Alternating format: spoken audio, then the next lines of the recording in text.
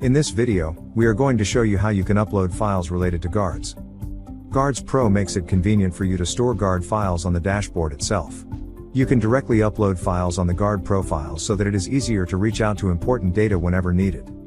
Uploading Guard files to GuardsPro Back-Office Dashboard is easy. First, click on Security Team on the main menu and then select Guards. You see a list of Guards registered in the system. Next, click on the Guard name to view details. On the next screen, go to the Files tab and click on the Upload New Files. Now all you need to do is select the file from your system to be uploaded to the Back-Office Dashboard. Once the file is uploaded, you can add the description if needed. It's that easy. Anytime in the future, you can edit, download the file to your system or delete it. Just click on the three-dot menu and select the appropriate option. For any more questions, please feel free to contact our support team anytime.